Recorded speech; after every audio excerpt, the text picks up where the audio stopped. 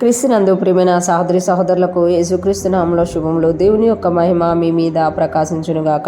ఈరోజు దేవుడు మనకిచ్చిన మాట హబక్కూకు గ్రంథము 1వ అధ్యాయము 6-7 వచనాలు.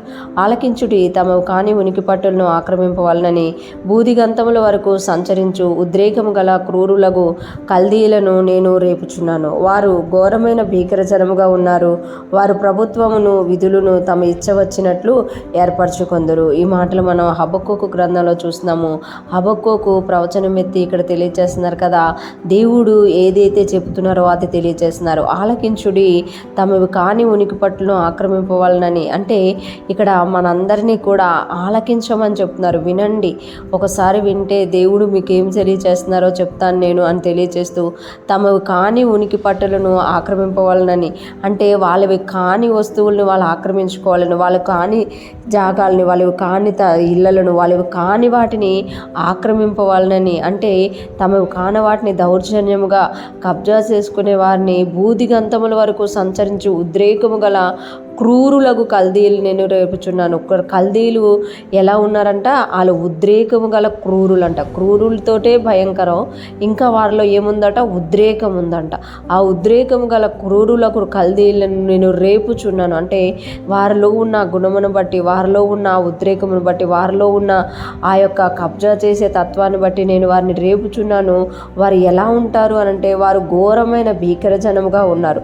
వారు ఎలా ఉన్నారంట, ఘోరమైన భీకర జనముగా ఉన్నారట. అంటే వారిని చూస్తేనే భయం వేసేటట్టుగా ఉన్నారు, ఘోరమైన వారిగా ఉన్నారు అని ఇక్కడ మనకి తెలియజేస్తున్నమాట. ఇంకా మనం చూసుకుంటే వారు ప్రభుత్వమును విధులను తమ ఇచ్చ వచ్చినట్లు ఏర్పరచుకుందరు. వారి ప్రభుత్వమును విధులను తమ ఇచ్చ వచ్చినట్లు ఏర్పరచుకుంటారట. అంటే వాళ్ళ మీద ఒక నాయకుడు కానీ, ఒక న్యాయాధిపతి కానీ, ఒక దేవుడు కానీ లేరు.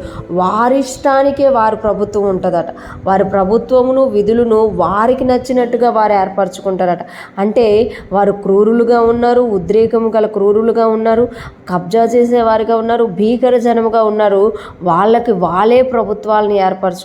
అంటే దేవుని భయం లేని వారిగా ఉన్నారు కల్దీయులు అని ఇక్కడ మనకి తెలియచేయబడుతుంది అనమాట. ఈరోజు ఫ్రెష్ మన వింటున్న ప్రతి ఒక్కరూ జ్ఞాపకం చేసుకోవాలి. ఎవరైతే ఈ లోకపరంగా దుష్టత్వాన్ని చూస్తూ ఉంటారో, దుర్మార్గాలను చేస్తూ ఉంటారో, వాళ్ళని చూసినప్పుడు దేవుడు లేరా అని మనం అనుకుంటాం. కానీ వాళ్ళ యొక్క బలాన్ని వాళ్ళు నమ్ముకొని క్రూరమైన కార్యాలు చేస్తూ ఇతరుల విషయాల్లో ఇతరుల తాలూకా ఆస్తుల్ని కబ్జా చేస్తూ ఉంటే దేవుడు వారిని చూస్తూ ఊరుకోడు అని ఇక్కడ మనకి తెలియచేయబడుతుంది. మనకి ఎలాగైతే ఒక విధి ఉందో, ఒక కట్టడం ఉందో, ఒక ఆజ్ఞ ఉందో, వాళ్ళకి అవేవి లేవంట. వాళ్ళకి ఇష్టం వచ్చినట్టు వాళ్ళు జీవిస్తున్నారంట. ఈరోజు ఫ్రెష్ మన వింటున్న ప్రతి ఒక్కరూ జ్ఞాపకం చేసుకోవాలి. కల్దీల్లాగా మనకిష్టం వచ్చినట్టుగా మనం జీవించడం కాకుండా, ఇతరులకి మనం దుష్టత్వాన్ని చూపేవారంగా కాక, యేసుక్రీస్తుని ఎరిగిన మనము ప్రేమ కలిగిన వారంగా ఉండాలంట. దేవుని ఆజ్ఞలను విధులను మనం గైకున్నప్పుడు, ఆయనకు భయపడుతూ ముందుకెళ్ళినప్పుడు మనం ఆశీర్వదింపబడిన జనాంగముగా ఉంటాము. కింద వచనాల చూస్తే వాళ్ళు నాశనం అయిపోయారు అని అక్కడ మనకి తెలియజేయబడుతుంది అనమాట. ఈరోజు ఫ్రెష్ మన వింటున్న ప్రతి ఒక్కరం కూడా దేవుని మాటలు ఆలకించే వారంగా, దేవుని యొక్క ఆజ్ఞలను గైకొనే వారంగా, ప్రేమను చూపిస్తూ ముందుకు సాగిపోయే వారంగా ఉందుముగాక.